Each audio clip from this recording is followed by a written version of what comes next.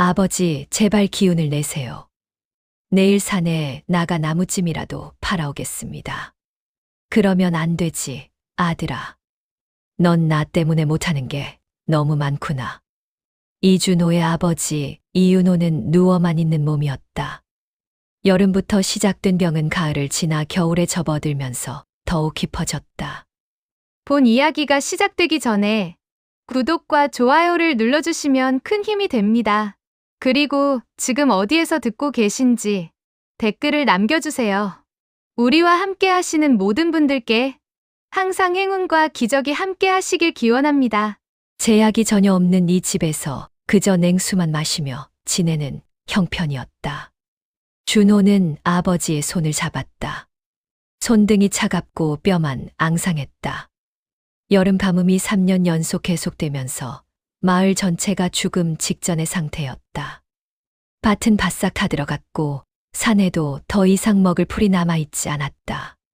준호의 아내 연희는 부엌에서 나무를 긁어 불을 일으키고 있었다. 손가락이 터져 피가 맺혀 있었지만 그녀는 별다른 반응을 보이지 않았다.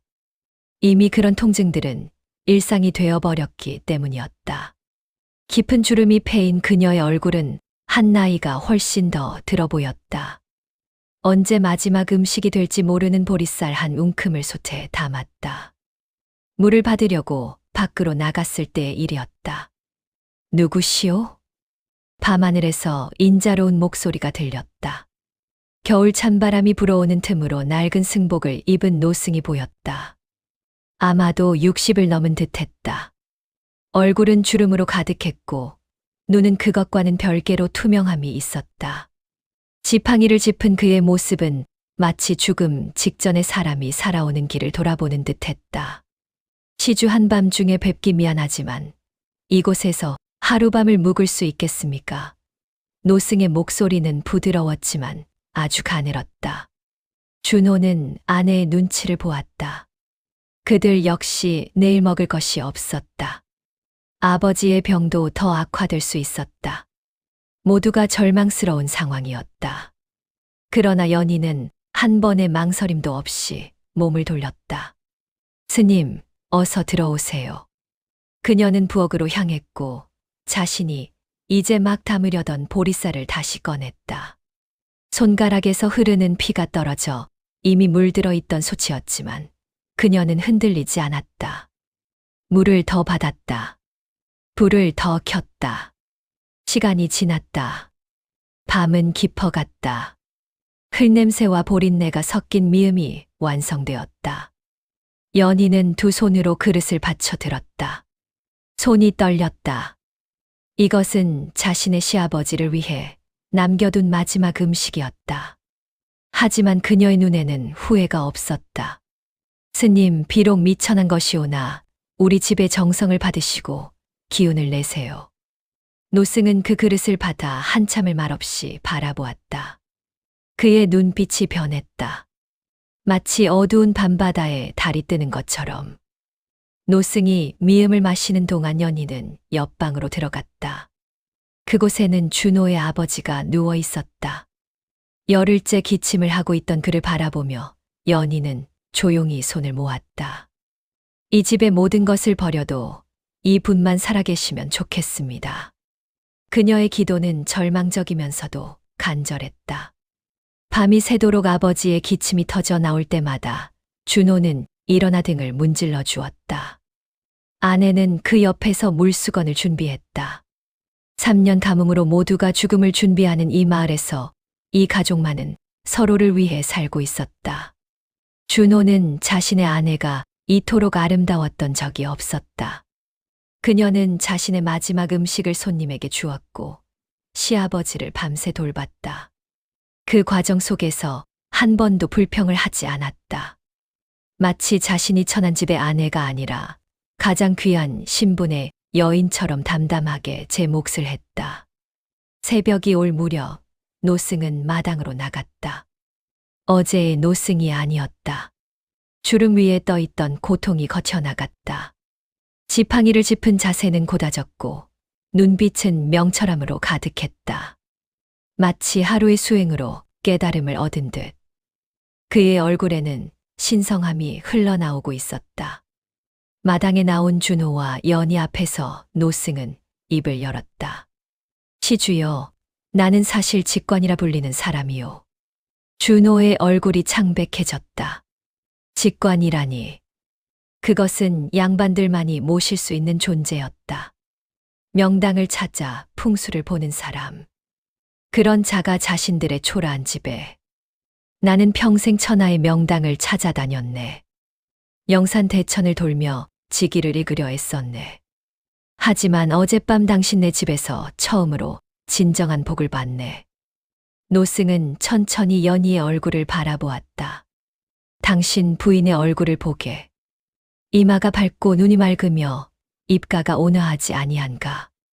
그것은 조상의 음덕이 매우 깊다는 증거네. 당신네는 비록 가난하지만 그 마음은 가장 귀하다네. 그런 마음은 어디서 나오는가? 그것은 하늘이 준 것이네. 스님, 저희는 한 번도 큰 부자였던 적이 없습니다. 가난이 무슨 음덕입니까? 연희의 질문에 노승은 부드러운 미소를 지었다. 가난은 하늘이 내린 시험일세. 그 시험을 이겨낸 자에게만 진정한 복이 찾아오는 것일세. 나에게 마지막 음식을 나눠준 이유가 뭔가? 자신의 아비를 돌보기 위해 필요한 것이었지 아니한가? 그럼에도 나눠주셨지. 노승은 마을 뒷산을 손가락으로 가리켰다. 이 마을 뒷산 9 물길이 모이는 곳을 아는가? 그곳은 모두가 흉하다 하여 아무도 가지 않는 진을소 택지였다. 준호와 연희가 고개를 저었다. 그곳이 바로 천하의 명당 연화부 수영이라 불리는 자리일세. 물 위에 뜬 연꽃의 형국이네. 연꽃은 진흙에서 피지만 그 더러움에 물들지 아니한다네. 그 자리에 당신네 조상의 뼈를 모신다면 3대 안의 가문이 크게 일어날 것일래. 준호의 눈이 반짝였다. 가족을 살릴 길이 보이는 것 같았다. 하지만 노승의 표정이 급변했다. 잠깐. 영심하게. 연꽃은 맑은 마음에서만 핀다네. 만약 이 자리를 탐욕으로 얻으려 한다면 가문은 연꽃이 아니라 썩은 뿌리가 될 것이네. 또한 이 비밀을 남에게 알려서도 안 되네. 명당은 덕이 있는 자에게만 허락되는 것이니까. 그렇게 말하고 노승은 사라졌다. 아침 해가 뜨는 길을 따라 그의 모습은 저 산 너머로 사라지고 말았다. 마치 처음부터 없었던 사람처럼. 준호와 연희는 그 자리에서 한참을 서 있었다. 뒷산을 바라보는 그들의 눈빛에는 희망과 두려움이 교차했다. 3대의 번영이라는 말이 계속 그들의 귀에 울렸다. 그들은 아직 모르고 있었다. 이 명당의 이야기가 얼마나 큰 시련을 몰고 올 것인지를. 그리고 그 시련 속에서 그들이 얼마나 단단해질 것인지를. 연희는 남편의 손을 잡았다. 그녀의 둥근 얼굴에는 평온함이 떠 있었다. 마치 지난 밤의 모든 고통이 이 순간을 위한 준비였던 것처럼. 노승이 떠난 지 나흘이 지났다. 박만식의 기침은 눈에 띄게 줄어들었다. 노승이 남겨간 약초 몇 줌을 다려 먹인 덕분이었다. 준호의 얼굴에는 희미한 희망이 떠 있었다. 밤에는 여전히 두려웠지만 아침이 되면 아버지가 살아있다는 사실만으로도 하루를 견딜 수 있었다. 연희도 마찬가지였다. 그녀는 부엌에서 보리를 씨알씨알 헤아리며 아버지의 회복을 위해 더 많은 죽을 만들 수 있게 되었다는 생각에 조용한 기쁨을 느꼈다. 그러나 그 희망은 오래 버티지 못했다. 마을에서 소문이 흐르기 시작했다. 누군가 밤중에 이윤호의 집 앞에서 낡은 승복을 입은 노승을 봤다는 것이었다. 처음엔 조용한 수군거림이었다. 물론이지, 이런 세상에 누가 저 천한 집의 스님이 묵어간다고 믿겠는가 싶은 의심의 톤으로. 하지만 이야기는 자체적인 생명력을 가지고 마을을 돌아다녔다. 흙벽 옆을 지나가는 아이들, 우물에서 물을 기르는 여인들, 담배를 나눠 피우는 남자들 사이에서 사흘이 지나자 온 마을이 아는 이야기가 되어버렸다. 이윤호의 집에 직관이 다녀갔다는 것. 명당을 찾는 사람이 묵어갔다는 것. 그리고 그 명당이 마을 뒷산에 있다는 것까지. 마을의 세도가인 신상철은 그 소문을 들었을 때 거실의 대나무 의자에서 벌떡 일어섰다. 그는 300석 논밭의 주인이었고 마을의 모든 것이 자신의 손아귀에 있다고 생각했다. 사람도 땅도 심지어 마을 뒷산의 자리까지도.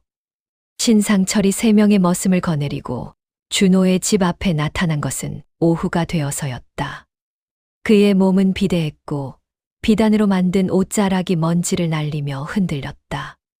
얼굴은 음한 욕심으로 가득했다. 이따위가 뭐 하는 짓이냐? 신상철은 말을 타고 있었고 말발굽 소리가 마당에 흙을 내팽개쳤다. 준호가 나왔을 때 신상철은 이미 말에서 내려와 있었다. 그의 시선이 준호를 위아래로 훑고 지나갔다. 그것은 돈으로 무언가를 살펴보는 눈빛이었다. 들었다. 대개 스님이 다녀갔다고? 준호의 입술이 떨렸다. 그런 일은 없습니다. 거짓말하지 마라. 신상철의 목소리는 차갑게 식었다. 그것은 권력이 만드는 목소리였다. 돈이 만드는 목소리였다. 그 목소리 앞에서는 진실도 거짓도 문제가 되지 않았다. 오직 그가 원하는 대로만 움직이면 되었다. 이 동네를 보면 이 신상철이 몰라야 할 것이 뭐가 있나? 그 승려가 뭔 말을 했나? 명당을 찾았다고. 어디를? 뒷산. 준호는 대답하지 않았다. 침묵이 그것보다 더 큰 대답이 되어버렸다. 신상철의 입꼬리가 올라갔다. 마치 먹이를 찾은 늑대의 그것처럼. 그 뒷산 9 물길이 모이는 곳을 알지. 준호가 천천히 고개를 저었다. 신상철은 웃음을 터뜨렸다. 그것은 진정한 웃음이 아니라 권력을 드러내는 음성이었다. 그곳이 명당이라고? 아마도 그럴 게야. 하지만 문제가 하나 있다. 그 땅은 원래 공유지지만 이제부턴 내 소유다. 내가 이미 관리에게 은자를 충분히 심어서 등기를 옮겨놨거든. 그것이 거짓인지 진실인지는 중요하지 않았다. 신상철의 입에서 나온 말은 그 자체로 진실이 되었다. 왜냐하면 그를 따르는 머슴들이 그것을 뒷받침했고 관리들이 그것을 인정했고 마을 사람들이 그것을 믿기로 선택했기 때문이었다. 신상철은 말을 타고 준호에게 더 가까워졌다. 그의 얼굴은 이제 준호와 같은 높이에 있었다. 그의 목소리는 낮아졌지만 더욱 위협적이 되었다. 좋게 처리해 주겠다. 그 명당 자리를 내게 넘겨라. 대신 쌀 한 섬을 주겠다. 쌀 한 섬이면 3달은 걱정 없이 먹고 살 수 있을 테니까. 그 늙은이도 계속 살릴 수 있고. 준호는 움직이지 않았다. 신상철은 계속했다. 거절하면 글쎄 이 동네에서 살기 힘들어질 수도 있겠지. 우물물도 쓸 수 없고 품꾼 일도 할 수 없고 심하면 관에 고발하겠다. 명당을 탐내다니 풍수를 몰래 본다니 하면서 신상철은 거기까지 말하고 말을 타고 돌아갔다. 말발굽 소리가 마을로 사라질 때까지 준호는 그 자리에 서 있었다. 쌀 한 섬. 그것은 정말 엄청난 것이었다. 아버지가 살 수도 있는 양이었다. 당장 내일부터 충분한 음식을 먹을 수 있다는 뜻이었다. 굶주림 속에서도 병든 아버지를 제대로 돌볼 수 있다는 뜻이었다. 연희가 밖으로 나왔다. 그녀는 남편의 얼굴을 오래 바라보았다. 무언가가 흔들리고 있는 것을 볼 수 있었다. 아내로서 그리고 며느리로서 그녀는 이 순간을 이해했다. 준호가 얼마나 절망하고 있는지, 얼마나 유혹당하고 있는지를 말이다. 그녀는 남편의 손을 잡았다. 서방님. 그 한마디가 준호를 깨웠다. 그녀의 목소리에는 두려움도 없었고 의심도 없었다. 오직 평온함만이 있었다. 저희는 탐욕을 부린 것이 아닙니다. 우리는 그저 시아버님을 좋은 곳에 모시고 싶을 뿐입니다. 그것이 무슨 탐욕입니까? 준호는 아내의 얼굴을 바라봤다. 여전히 둥글고 복스러운 그 얼굴. 하지만 이제 그것이 단순한 외모가 아니라는 것을 알 수 있었다. 그것은 마음에서 피어나는 빛이었다. 연희는 계속했다. 신상철 어른이 억지로 빼앗아 간다고 해도 우리의 마음이 맑으면 하늘이 도와주실 것입니다. 노승님이 그렇게 말씀하지 않으셨습니까? 준호는 아내의 말에 아무것도 대답하지 못했다. 대신 그는 아내를 안았다. 밤이 깊어갈 때까지 두 사람은 마당에서 조용히 서 있었다. 뒷산을 바라보며 그들은 아무 말도 하지 않았지만 서로의 몸의 온기로 약속했다. 이 명당의 이야기가 어떻게 끝날지는 모르겠지만 그들은 함께할 것이라는 약속을. 그 밤부터 신상철의 괴롭힘이 시작되었다. 이것은 단순한 협박이 아니었다. 이것은 조직적인 박탈이었다. 한 달이 지났다. 마을의 우물을 쓰지 못하게 했다. 신상철의 머슴들이 우물가에 서서 이윤호의 식구들을 막았다. 품꾼 일도 없었다. 신상철이 마을 모든 지주들에게 준호를 쓰지 말 것을 지시했다. 나무를 하러 산에 가도 신상철의 사람들이 따라가 방해했다. 그들은 도끼를 빼앗기도 하고 잘라놓은 나무를 태워버리기도 했다. 하지만 준호와 연희는 꺾이지 않았다. 아버지가 완전히 나았다는 소식이 그들을 다시 일으켰다. 박만식의 기침은 거의 완치되었다. 노승의 약초가 기적을 일으킨 것이었다. 그리고 그것만으로도 충분했다. 죽음 앞에서 살아난 것. 그것이 그들에게 주는 힘은 쌀 한 섬보다 더 컸다. 산에서 나무를 캐고 물은 먼 계곡에서 길어왔다. 힘들었지만 둘은 서로를 의지하며 버텼다. 아버지는 밖에 나갈 수는 없었지만 창문에서 아들과 며느리의 모습을 바라보며 조용히 응원했다. 그의 얼굴에는 죄책감이 있었지만 더 강한 감정이 있었다. 그것은 자부심이었다. 자신의 아들이, 자신의 며느리가 이렇게 굳건하다는 사실에 대한 자부심이었다. 마을 사람들도 조금씩 변했다. 초반에는 신상철을 두려워했다. 하지만 한 달이 지나고 두 달이 지나면서 뭔가가 변했다. 준호와 연희의 굳은 믿음을 보면서 그들의 굽지 않은 자세를 보면서 무언가가 마을 사람들 안에서 깨어났다. 아이들이 준호를 따라다니기 시작했다. 물이 필요할 때 먼 계곡까지 따라가 물을 길어주었다. 나무가 필요할 때는 자신들의 나무를 내어주기도 했다. 한 노인이 자신이 숨겨둔 쌀 한 줌을 몰래 준호의 집 뒤에 놓고 갔다. 그것은 작은 것이었지만 그것은 저항의 신호였다. 신상철은 그것을 보고 더욱 화를 냈다. 마을 전체가 자신의 명령에 거역하고 있었다. 그 농민의 가족이 자신의 지배를 벗어나고 있었다. 그는 더 큰 협박을 시도했다. 어느 날 그는 준호를 마을 입구로 불러냈다. 그리고 공개적으로 그를 때렸다. 연희가 그것을 보면서 나갔지만 신상철의 머슴들이 그녀를 막았다. 하지만 준호는 폭력으로 맞서지 않았다. 오직 침묵과 바른 행동으로만 맞섰다. 미안합니다. 제가 잘못했습니다. 그는 매번 그렇게 말했다. 실제로 잘못한 것이 아니었지만 그렇게 말했다. 이것이 진정한 힘이었다. 화를 화로 맞서지 않는 것. 욕심을 욕심으로 다투지 않는 것. 폭력을 폭력으로 되갚지 않는 것. 오직 겸손과 바름으로만 맞서는 것. 신상철은 점점 더 이해할 수 없는 것을 보고 있었다. 자신이 가한 모든 악의에도 불구하고 그 사람이 굽지 않는다. 자신이 제시한 유혹에도 불구하고 그 사람이 흔들리지 않는다.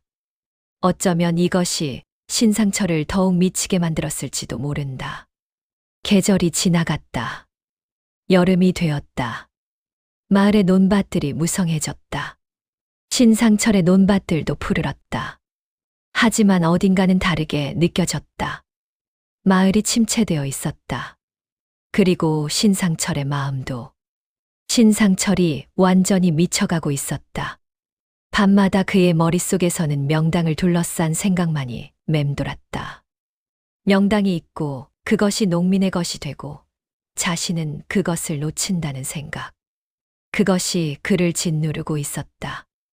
어느 날 밤 그는 이상한 꿈을 꿨다. 그의 죽은 아버지가 나타나서 그를 손가락으로 가리키며 무언가를 중얼거렸다. 그는 깨어났을 때 식은땀으로 흠뻑 젖어 있었다. 다음 날 아침 신상철은 결정을 내렸다. 그는 준호에게 쌀을 주겠다는 제안을 철회했다. 대신 다른 방식을 선택했다. 자신의 아버지 무덤을 그 명당 옆에 옮기기로 한 것이었다. 명당이 하나면 그 옆도 명당의 것이라는 논리였다. 탐욕이 더욱 깊어진 것이었다. 신상철은 머슴들을 불렀다. 그의 목소리는 다시금 명령조였다. 하지만 그 안에는 뭔가 절박함이 있었다. 내일 새벽 그 뒷산 9 물길이 모이는 곳으로 가. 그곳에 내 아버지 무덤을 옮겨 놓아.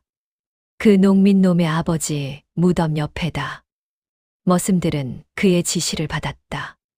당신이 그렇게 하라고 하면 그렇게 하는 것이 그들의 삶이었다. 그들은 신상철의 형 신상호가 자신의 돈으로 준비한 새로운 관과 함께 준비를 했다. 묘지기도 고용했다. 모든 것이 비밀리에 준비되었다. 마치 도둑질이라도 하려는 듯. 이튿날 새벽, 그것도 새벽 3시경 신상철의 머슴들이 산으로 올랐다. 하늘은 여전히 밤이었지만 그들은 횃불을 들고 길을 찾아 올라갔다. 산의 9 물길이 모이는 곳은 실제로 명당처럼 보였다. 준호의 아버지 무덤이 있는 곳은 매우 조용했고 평화로웠다. 하지만 신상철의 의도는 그것을 오염시키는 것이었다. 머슴들이 땅을 파기 시작했다. 준호의 아버지 무덤 옆에. 그들은 1시간을 팠다. 이상한 일이 없었다. 하늘은 여전히 어두웠고 별들이 희미하게 빛났다. 그때였다. 하늘이 울음을 터뜨렸다. 천둥 소리가 산을 흔들었다. 머슴들이 놀라서 손을 멈췄다. 그들은 이 시각에 폭우가 내릴 리가 없다고 생각했다. 여름이었지만 이런 폭우는 일반적인 일이 아니었다. 더더욱 새벽 3시에. 그런데 폭우가 내렸다. 하지만 신기한 일이 일어났다. 준호의 아버지 무덤이 있는 지역은 비가 거의 내리지 않았다. 마치 하늘이 그곳을 피해가는 것처럼. 하지만 신상철의 머슴들이 파고 있던 그의 옆 지역은 폭우가 퍼부었다. 굴러떨어지는 소리. 산사태다. 산의 중턱이 무너지기 시작했다. 흙과 바위가 소용돌이 쳤다. 거대한 나무들이 뿌리째 뽑혀나갔다. 그곳은 순식간에 지옥이 되었다. 머슴들이 비명을 질렀다. 그들은 횃불을 떨어뜨리고 아래로 뛰어내렸다. 한 명은 넘어졌고 다른 한 명은 바위에 맞았다. 그들은 거의 죽기 직전의 상태로 산을 내려왔다. 새벽빛이 올 무렵 비는 그쳤다. 신기하게도 준호의 아버지 무덤 주변은 마치 아무 일도 없었던 것처럼 깨끗했다. 하지만 그 옆 산은 완전히 다른 모습이 되었다. 산사태의 자국이 생생했다. 깨진 나무들, 드러난 흙덩이, 굴러떨어진 큰 바위들. 신상철이 지목했던 그곳에 무덤을 옮기려던 자리는 완전히 파괴되었다. 신상철은 이 소식을 들었을 때 창백해졌다. 그는 자신의 눈으로 확인해야 한다고 말했다. 머슴들이 말렸지만 그는 고집했다. 낮이 된 후 신상철은 그 산에 올랐다. 그가 본 것은 평생 잊을 수 없는 광경이었다. 자신이 의도했던 그 자리는 완전히 흙과 바위로 뒤덮여 있었다. 그것은 단순한 산사태가 아니었다. 그것은 선택적인 파괴였다. 하늘이 의도적으로 그 자리를 지워버린 것 같았다. 신상철은 깨달았다. 뭔가 자신보다 큰 힘이 있다는 것을. 그리고 그 힘이 자신의 탐욕을 거부했다는 것을. 신상철은 그곳을 바라보며 무릎을 꿇었다. 그의 몸이 떨렸다. 그는 소리 없이 울었다. 아무도 보지 않는 곳에서. 마을로 내려온 신상철은 변해 있었다. 그의 눈빛이 바뀌었다. 두려움과 깨달음이 섞여 있었다. 그는 준호를 찾았다. 마을 사람들이 모두 보는 앞에서. 그리고 그는 절을 했다. 300석 논밭의 주인 마을의 세도가 신상철이 한 농민 앞에서 이마를 땅에 찍고 절을 한 것이었다. 마을 사람들이 놀라 입을 다물지 못했다. 이것은 사회 질서 전체의 붕괴처럼 보였다. 하지만 동시에 그것은 무언가 더 크고 위대한 것의 추형 같았다. 신상철은 자신이 한 모든 일을 고백했다. 협박, 괴롭힘, 폭력. 모든 것을 다 인정했다. 그리고 울었다. 마치 폐부에서 나오는 것 같은 울음. 미안합니다. 정말 미안합니다. 준호는 신상철을 일으켜 세웠다. 일어나십시오. 모두가 다시 시작할 수 있습니다. 그 말이 신상철에게 주어진 유일한 구원이었다. 그것을 받아들이는 순간 신상철은 자신의 과거를 놓아버렸다.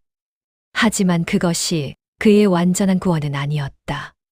신상철은 그 후 며칠을 더 살지 못했다. 마치 자신의 영혼이 몸을 떠났던 것처럼. 그의 죽음은 고통스럽지 않았다. 오히려 평온했다. 마치 오랜 여행에서 돌아와 쉬는 것처럼. 신상철의 죽음 후 그의 재산은 자식들 사이의 분쟁으로 흩어졌다. 그가 쌓은 것들은 모두 사라졌고 그의 이름은 악의 상징이 되었다. 하지만 마을 사람들은 그를 저주하지 않았다. 대신 그를 가련한 자로 생각했다. 욕심에 무너진 한 인간으로 말이다. 그리고 어쩌면 그의 죽음도 일종의 자비였다.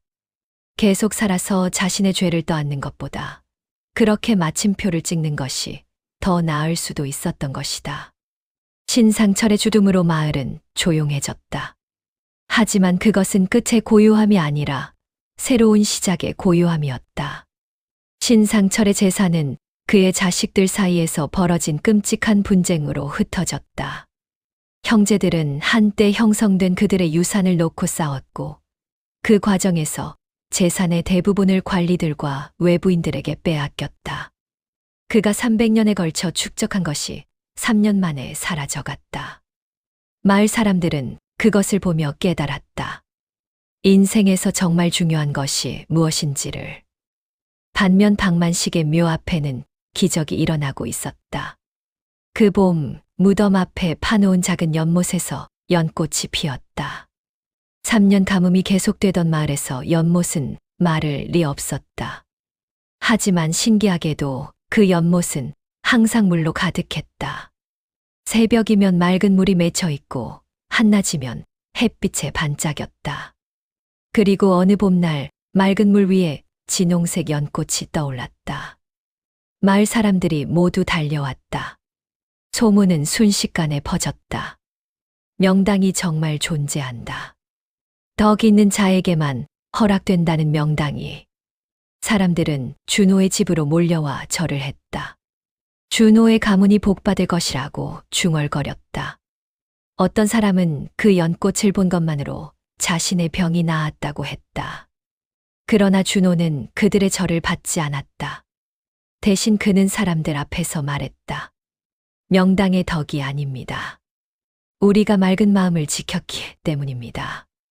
연희도 고개를 끄덕였다. 우리는 가난 속에서 살았지만 탐욕에 물들지 않았습니다. 남이 빼앗으려 해도 억지로 빼앗겨도 우리의 마음만은 더러워지지 않았습니다. 그것이 우리를 지켜낸 것입니다. 마을의 한 늙은이가 그 말을 듣고 깨달음을 얻었다. 그는 중얼거렸다. 명당은 지형도 아니고 풍수도 아니구나. 명당은 마음이었구나. 그 깨달음이 마을 전체로 퍼져나갔다. 사람들은 비로소 이해했다. 그들이 목격한 것이 단순한 기적이 아니라는 것을. 그것은 신앙의 문제였고, 덕의 문제였고, 마음의 문제였다. 시간이 흘렀다. 30년이 지났다. 준호와 연희는 이제 백발이 된 노부부였다. 하지만 그들의 얼굴은 여전히 둥글고 온화했다. 30년의 세월이 그들의 특징을 바꾸지 못했다. 오히려 강화했다. 인생을 통해 증명된 신앙의 힘이 그들의 얼굴에 새겨져 있었다. 그들에게는 아들이 있었다. 박만식의 손자인 그는 어려서부터 총명했다. 조부모와 부모의 덕을 닮아 마음씨도 착했다. 그 아들이 성장하면서 보인 영리함은 마을에서 알려져 있었다. 그는 한양으로 과거를 보러 가면서 부모에게 약속했다. 부모님, 반드시 장원 급제하여 어사가 되어 돌아오겠습니다. 30년 동안 연꽃은 계속 피어났다. 마치 할아버지가 손자를 기다리는 듯. 그리고 드디어 그날이 왔다. 어사화를 입은 청년이 고향으로 돌아왔다. 그는 한양에서 최고의 성적으로 과거에 합격했고 전국의 탐관오리를 적발하는 어사로 임명되었다. 하지만 고향에 돌아온 그가 가장 먼저 찾아간 곳은 관청이 아니었다. 그곳은 할아버지의 묘였다. 어사는 할아버지의 무덤 앞에서 무릎을 꿇었다. 할아버님, 손자가 이제 왔습니다. 가는 동안 할아버님의 덕을 새겨 살았습니다. 이제 돌아와 그 덕을 마을과 백성에게 나누고 싶습니다. 그가 절을 할 때 신기하게도 연못에 연꽃이 한껏 피어났다. 마치 할아버지가 손자를 맞이하는 듯. 마을 사람들이 모두 모였다. 그들은 연꽃을 바라보며 깨달았다. 어사 역시 종이의 앞에서 선언했다. 명당의 덕이 아닙니다. 그의 아버지 준호도 고개를 끄덕였다. 우리의 마음이 명당이었습니다. 그리고 마을의 한 노인이 말했다. 참으로 그렇구나. 이 가족이 받은 축복은 땅에서 온 것이 아니라 마음에서 온 것이었구나. 그리고 그 마음이 3대를 거쳐 더욱 밝아졌구나. 연꽃은 30년을 피었지만 이제 영원히 필 것 같았다. 마치 그것이 진정한 덕의 증거인 것처럼. 마치 맑은 마음으로 산 사람들을 축복하는 하늘의 방식인 것처럼. 어사는 한양으로 돌아가며 한 가지를 다짐했다. 자신이 본 이 연꽃의 이야기, 이 가족의 이야기를 영원히 기억하겠다는 것. 그리고 그것을 잊지 않겠다는 것. 왜냐하면 그것이 진정한 길이었기 때문이었다. 박만식의 묘 앞의 연못은 100년을 넘어 200년, 300년을 거쳐서도 계속 물이 끊이지 않았다. 그리고 연꽃도 매해 피었다. 마을 사람들은 그 연못을 성지처럼 생각했다. 아이를 낳지 못하는 여인들이 그곳에 가서 기도했고, 병에 걸린 사람들이 그곳에 물을 마셨다. 그리고 신기하게도 많은 기도가 응답되었고, 많은 병이 나았다. 하지만 그것은 연꽃의 기적이 아니었다. 그것은 맑은 마음으로 산 사람의 가족을 축복하는 하늘의 일관된 응답이었다. 욕심 없이 남을 돕고 고난 속에서도 굳건한 믿음으로 살아간 사람들. 그런 사람들이 있는 곳의 하늘은 자신의 축복을 내려놓는다. 연꽃의 형태로, 샘물의 형태로, 그리고 무엇보다 다음 세대의 밝은 눈빛으로. 어사 이문석은 고향에 내려온 지 석 달이 지났다. 그는 마을의 부패한 지주들을 적발했고 백성들을 괴롭히던 관리들을 관직에서 물러나게 했다. 하지만 그의 일은 단순한 행정 처리가 아니었다. 그것은 신앙에 근거한 일이었다. 할아버지의 묘 앞에서 절을 한 그날부터 그는 깨달았다. 자신이 이 자리를 얻은 것이 자신의 능력 때문이 아니라 자신의 가족의 덕 때문이라는 것을. 할아버지 박만식. 그는 죽기 전에 아들 준호에게 말했다. 내가 죽거든 그 명당 자리에 묘를 쓰되 화려하게 만들지 말거라. 대신 묘 앞에 작은 연못을 하나 파거라. 석자 길이, 석자 너비의 작은 연못이면 된다. 연꽃은 물에서 핀다고 했으니까. 그 연못에 언젠가 연꽃이 필 것이다. 그것이 우리 가문의 복이 될 것이다. 그 말이 지금 현실이 되었다. 어사는 자신의 형 이문길과 함께 아버지 준호를 찾았다. 준호는 이제 80이 넘은 노인이었다. 그의 얼굴은 주름으로 가득했지만 눈은 여전히 맑았다. 아버지, 저는 이제 깨달았습니다. 어사 문석이 무릎을 꿇었다. 준호는 아들의 머리를 쓸어내렸다. 아들아, 넌 무엇을 깨달았나? 아버지께서 신상철 어른과 싸우지 않으셨던 이유를 이제 알겠습니다. 싸움으로는 어떤 것도 얻을 수 없다는 것을, 오직 맑은 마음으로 바르게 사는 것만이 진정한 승리라는 것을. 준호는 아들의 말을 듣고 눈물을 흘렸다. 그것은 세대를 거친 이해였다. 할아버지가 심은 씨앗이 아버지를 거쳐 손자에게 도달한 것이었다. 그렇다, 아들아. 내 할아버지는 가난 속에서도 욕심을 부리지 않으셨고, 박해 속에서도 분노하지 않으셨다. 그리고 너는 그 가르침을 받아 백성을 위해 바르게 봉사하고 있다. 이것이 바로 명당의 진정한 의미다. 며느리 영순이도 방으로 들어왔다. 그녀도 이제 백발의 노부인이었다. 하지만 그녀의 얼굴에는 여전히 그 둥글고 복스러운 특징이 남아 있었다. 아들아, 저 연못의 연꽃을 봤느냐? 네, 어머니. 저는 할아버지께 절을 할 때마다 그 연꽃이 더욱 아름답게 피어 있음을 봤습니다.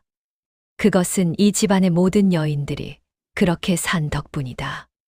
할아버니께서 남겨주신 길을 따라 우리 여인들이 계속 그 길을 걸어갔기 때문이다. 어사는 어머니의 말을 들으며 깨달았다. 명당은 한 사람의 덕으로 이루어지는 것이 아니라 세대를 거친 가족 전체의 실천으로 이루어진다는 것을.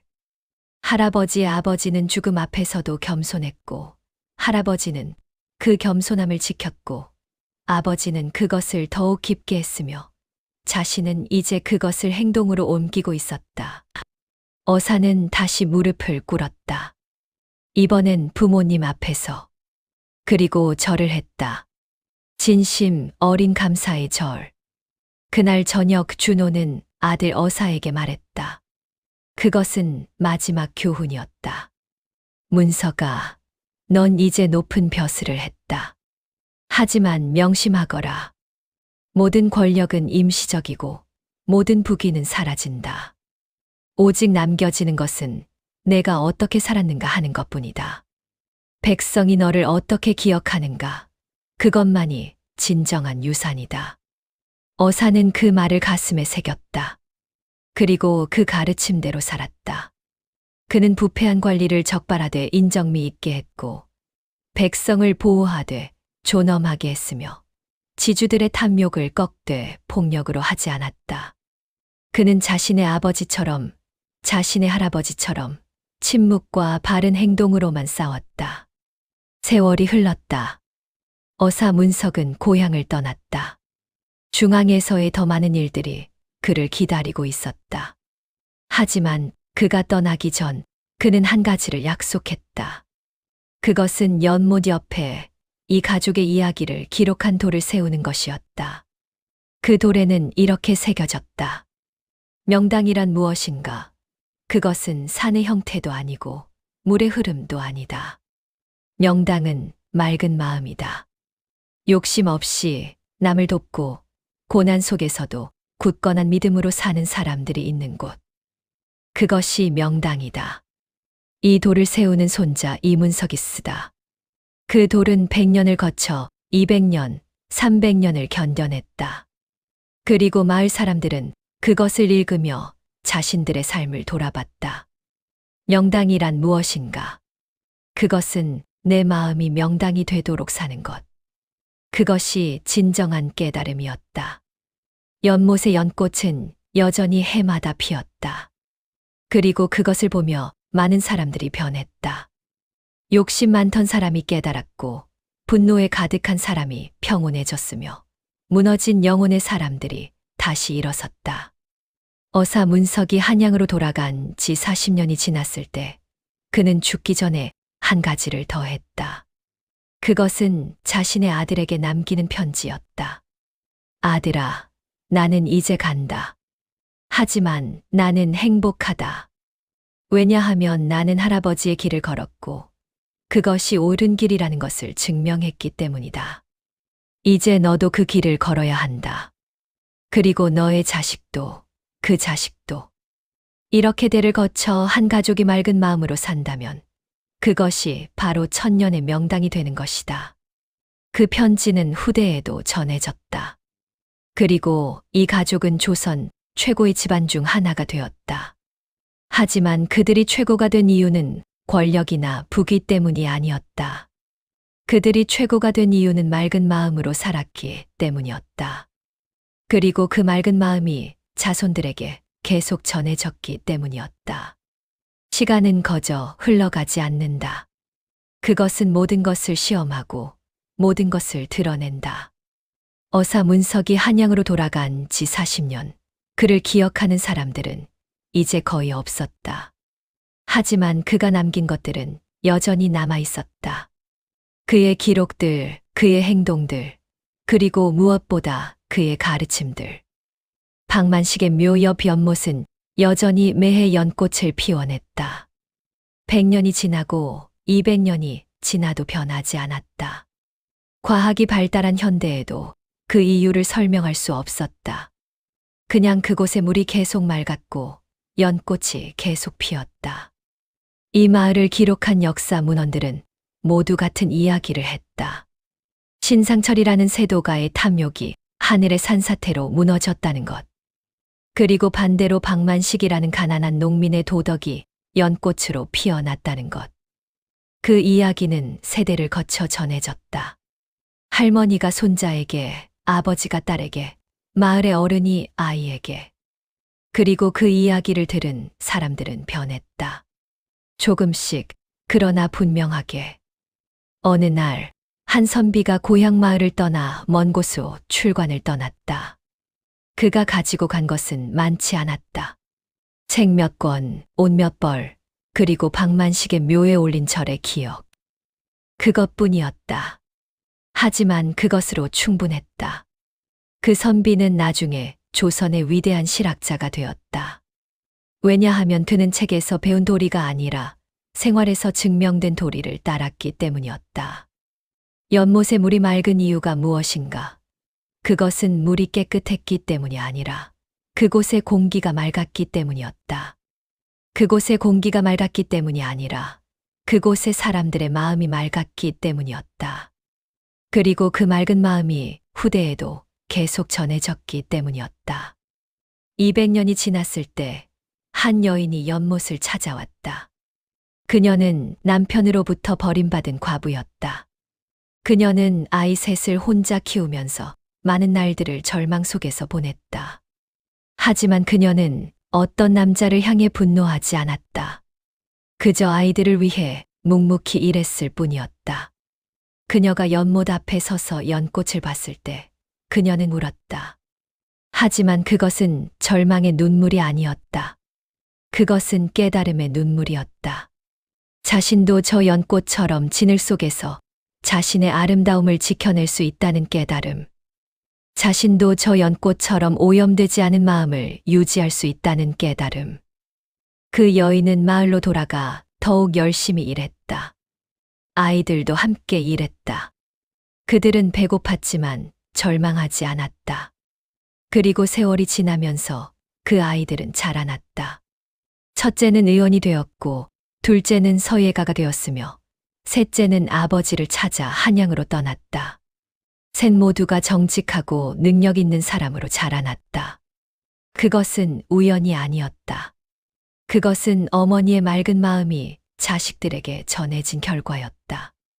명당은 지형도 풍수도 아니었다. 명당은 사람의 마음이었고 그 마음이 자손에게 전해지는 것이 바로 진정한 유산이었다. 300년이 지났을 때 연못은 여전히 물로 가득했고 연꽃은 여전히 피어났다. 마을의 풍경은 많이 바뀌었다. 초가집은 기와집으로 변했고 시골길은 큰 도로가 되었다. 하지만 연못 주변의 풍경은 변하지 않았다.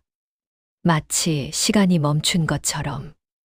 어떤 학자는 그곳을 다녀가면서 기록했다. 이 연못은 과학으로 설명할 수 없는 기적이다. 하지만 그것이 진정한 기적이 아니라면 무엇이 기적인가? 물질적 풍요가 아니라 영적 풍요를 주는 것. 그것이 바로 기적이다.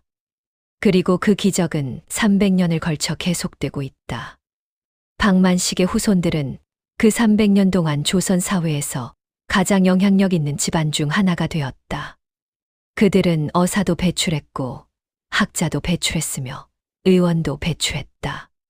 하지만 그들이 중요하게 생각한 것은 그 직이나 지위가 아니었다. 그들이 중요하게 생각한 것은 할아버지 박만식이 남겨준 그 간단하면서도 가장 깊은 가르침이었다. 맑은 마음으로 살아라. 욕심 부리지 말아라. 남을 도와라. 고난 속에서도 굳건하여라. 그 가르침은 시대를 초월했다. 조선시대에서 일제강점기로 가면서도 그 이후 현대로 가면서도 변하지 않았다. 왜냐하면 그것은 인간의 보편적인 도리였기 때문이었다. 그리고 그 도리를 따르는 사람들은 어떤 시대든 존경을 받았다. 어느 날, 한 노인이 연못 옆에 앉아 있었다. 그는 박만식의 7대 손자였다. 그의 나이는 80이 넘었지만 그의 눈빛은 여전히 맑았다. 마치 자신의 할아버지들을 보는 것 같은 눈빛이었다. 그는 연꽃을 바라보며 중얼거렸다. 할아버지, 우리가 맑은 마음을 지켜냈습니다. 그 순간 바람이 불어왔다.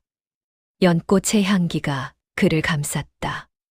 마치 할아버지들의 손길이 그를 어루만지는 것 같았다. 조선이 망했다.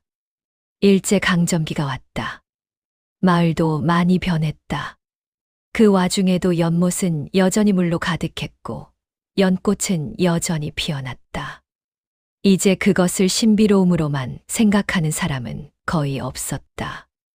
많은 사람들이 과학으로 설명하려고 했지만 아무도 설명하지 못했다. 박만식의 후손 중 한 명인 박준영은 당시 조선 최고의 학자 중 한 명이었다. 그는 일제강점기에도 굴하지 않았고 자신의 양심을 지켰다. 그는 학문으로 백성을 깨우려고 했고 침묵으로 일제에 저항했다. 그는 자신의 제자들을 불러 말했다. 그 연못을 알고 있는가? 제자들이 고개를 저었다. 그것은 단순한 연못이 아니다. 그것은 한 가족의 300년 역사가 증명한 진리의 증거다. 명당이란 무엇인가? 그것은 땅이 아니라 마음이다. 욕심 없는 마음, 남을 도우려는 마음, 고난 속에서도 굳건한 믿음을 가진 마음. 그 마음이 모여 이루어진 가족. 그 가족이 그 자리에 선다면 그것이 바로 명당이 되는 것이다. 제자 중 한 명이 물었다. 그렇다면 선생님, 우리도 그런 가족을 만들 수 있습니까? 박준영은 미소를 지었다. 그렇다. 우리는 모두 그런 가족을 만들 수 있다. 왜냐하면 명당은 어디에나 있기 때문이다. 맑은 마음으로 사는 곳이면 어디든 명당이 된다. 서울도 명당이 될 수 있고 산골도 명당이 될 수 있다. 궁궐도 명당이 될 수 있고 초라한 초가집도 명당이 될 수 있다. 문제는 장소가 아니라 마음이다. 그 말은 당시 많은 지식인들에게 전해졌다. 그리고 그들은 깨달았다. 진정한 부귀는 땅의 형태가 아니라 사람의 마음이라는 것. 진정한 영광은 외부의 환경이 아니라 내부의 도덕이라는 것. 진정한 행운은 우연이 아니라 덕의 자연스러운 결과라는 것. 일제강점기 말, 박준영은 죽음을 앞두고 한 가지 기록을 더했다.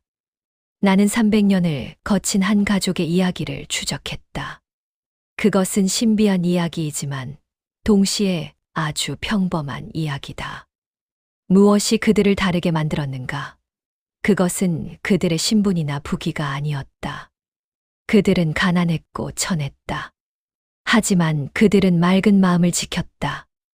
욕심을 부리지 않았고 남을 도왔으며 고난 속에서도 굳건했다. 그것이 모든 것이다. 진정한 부귀는 그곳에서 나온다. 진정한 영광도, 진정한 행운도, 진정한 축복도. 그리고 나는 확신한다. 이 진리는 시대를 초월한다. 조선시대든 일제강점기든 앞으로 올 어떤 시대든 이 진리는 변하지 않을 것이다. 박준영은 그 기록을 마친 후 평온하게 눈을 감았다. 그는 자신이 300년을 거친 이 비결을 후대에 전했다는 것에 만족했다. 전쟁이 났다. 해방이 왔다. 또 다른 전쟁이 났다. 마을은 폐허가 되었다. 하지만 신기하게도 연못 주변은 피해를 입지 않았다. 포탄이 떨어져도 그곳만은 피했고 불이 났어도 그곳만은 탔지 않았다. 마을 사람들은 그곳을 성지처럼 지켜냈다. 현대가 왔다. 과학이 발달했다. 많은 사람들이 연못을 분석하려고 했다. 지질학자들이 왔고 생물학자들이 왔으며 환경공학자들도 왔다. 하지만 아무도 그것을 설명하지 못했다. 어떤 학자는 이렇게 결론 지었다. 이것은 자연 현상이 아니다. 이것은 인간의 정신이 만든 기적이다. 한 환경학자는 이렇게 말했다. 이곳의 물이 맑은 이유는 특별한 지질학적 조건 때문이 아니라 이곳의 사람들이 이 장소를 신성하게 대했기 때문이다. 인간의 의식이 환경을 만든다는 것을 이곳에서 본다. 그렇게 현대에도 연못의 신비는 계속되었다. 그리고 그 신비의 근원은 여전히 같았다. 맑은 마음, 욕심 없는 마음, 남을 도우려는 마음, 고난 속에서도 굳건한 믿음. 어느 날, 한 방송국 기자가 연못을 찾아왔다. 그녀는 이 신비로운 연못의 비결을 알고 싶었다. 마을의 노인들을 인터뷰했다. 그리고 모두가 같은 이야기를 했다. 여기 살던 할아버지들이 맑은 마음으로 살아서입니다. 욕심을 부리지 않아서입니다. 남을 도와서입니다. 고난 속에서도 포기하지 않아서입니다. 기자는 이 단순하지만 가장 깊은 답변들을 들으며 눈물을 흘렸다. 그것은 현대에 잃어버린 가장 중요한 것들이었다. 그녀는 보도를 했다. 그리고 그 보도는 많은 사람들의 마음을 흔들었다. 사람들이 그 연못을 찾기 시작했다. 그들은 연꽃을 보고 물을 마시고 절을 했다. 그리고 자신들의 삶을 돌아봤다. 많은 사람들이 변했다. 욕심 많던 사람들이 깨달았고 분노에 가득한 사람들이 평온해졌으며 절망 속의 사람들이 다시 일어섰다. 연못은 여전히 명당이었다. 그리고 그 명당의 비결은 500년이 지난 지금도 여전히 같았다. 맑은 마음으로 산 사람들. 욕심 없이 남을 돕고 고난 속에서도 굳건한 믿음을 가진 사람들. 그런 사람들이 있는 곳이 바로 명당이었다. 500년이 지났다. 박만식이 노승을 만난 그 겨울밤으로부터 500년이라는 긴 시간이 흘렀다. 세상은 완전히 다른 모습이 되었다. 조선은 사라졌고 일본의 통치를 거쳤으며 전쟁과 분단을 겪었고 현대의 발전을 이루어냈다. 하지만 박만식의 묘 앞의 연못만은 변하지 않았다. 한 노인이 연못을 방문했다. 그는 박만식의 15대 손자였다. 그의 나이는 85세였고 그는 이 연못을 본 모든 후손들처럼 맑은 눈빛을 가지고 있었다. 그는 연못 옆에 앉아 손자에게 말했다. 손자는 겨우 9살이었다. 나의 자식아, 너는 지금 이 연꽃을 본다. 하지만 이 연꽃의 진정한 의미를 알고 있는가? 9살 손자가 고개를 저었다. 이 연꽃은 물질이 아니다. 이것은 마음이 피워낸 꽃이다. 500년 전 너의 할아버지가 맑은 마음으로 산 덕분에 이 연꽃이 지금까지 피어나는 것이다. 할아버지, 그럼 제가 어른이 되어도 이 연꽃이 피어날까요? 노인은 미소를 지었다. 그것은 너에게 달려있다. 만약 너도 너의 할아버지처럼 맑은 마음으로 산다면 이 연꽃은 계속 필 것이다.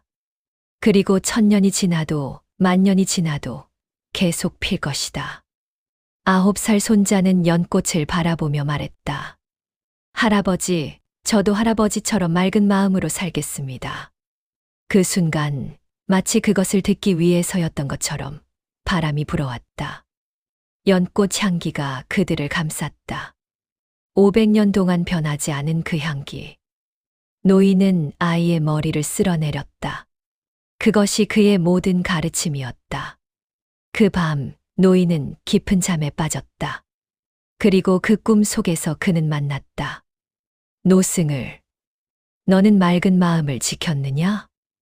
네, 스님. 저는 제 할아버지의 가르침을 지켰습니다. 그렇다면 수고했다. 이제 그 가르침을 다음 세대에 전하거라. 맑은 마음으로 사는 것이 진정한 명당이라는 가르침을. 노인이 깨어났을 때 그는 웃고 있었다. 그것은 평온한 죽음의 전조였다. 일주일 후 박만식의 15대 손자는 조용히 눈을 감았다. 하지만 그가 남긴 것은 그 어느 물질적 유산보다 소중했다. 그것은 맑은 마음으로 살아야 한다는 가르침이었고 500년을 거친 가족의 이야기였다. 그 9살 손자는 자라났다. 그리고 그는 할아버지의 말을 기억했다. 맑은 마음으로 산다면 연꽃은 계속 필 것이라는 말.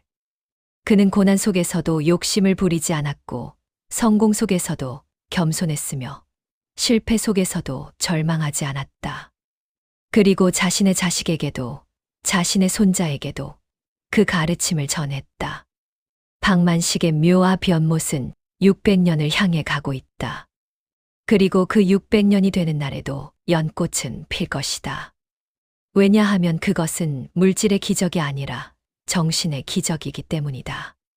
맑은 마음으로 산 사람들의 정신이 만드는 기적. 현대의 한 인문학자가 이 이야기를 듣고 이렇게 썼다. 명당이란 무엇인가? 그것은 산의 형태도, 물의 흐름도, 땅의 구조도 아니다. 명당은 마음이다. 욕심 없이 남을 돕고 고난 속에서도 굳건한 믿음을 가진 사람들. 그런 사람들이 있는 곳이 명당이다. 그리고 그런 사람들이 세대를 거쳐 그 가르침을 전할 때 그곳은 단순한 명당이 아니라 영원한 명당이 된다. 500년을 거친 연꽃이 그것을 증명한다. 시간이 흘렀고 세상이 변했지만 맑은 마음의 가치는 변하지 않았다. 그리고 앞으로 또 500년이 지나도 그 가치는 여전히 변하지 않을 것이다. 박만식의 이야기는 이제 전설이 되었다. 하지만 그것은 신화적 전설이 아니라 역사적 증거가 있는 전설이었다. 마을의 기록들, 역대 학자들의 저작들, 그리고 무엇보다 그 연못이 그것을 증명했다. 마지막으로 한 젊은이가 연못 옆에 서서 중얼거렸다. 명당이란 이것이구나. 욕심 없이 남을 도우며 고난 속에서도 굳건한 마음을 가지고 사는 것. 그것이 바로 명당이다. 그리고 그런 마음으로 산다면 어디든 명당이 될 수 있다. 연꽃이 바람에 흔들렸다. 500년 동안 같은 방식으로. 하지만 그것은 우연이 아니었다. 그것은 한 가족의 맑은 마음이 만드는 필연이었다. 그 밤 달이 뜬 하늘 아래서 연못의 물에 비친 달은 더욱 밝았다. 마치 모든 과거와 현재와 미래를 비추는 듯. 노승이 떠난 지 500년. 여전히 명당은 그곳에 있었다. 여전히 연꽃은 피어났다. 여전히 그 향기는 퍼져나갔다. 영원히 영원히. 여러분의 구독과 좋아요는 영상 제작에 큰 힘이 됩니다. 감사합니다.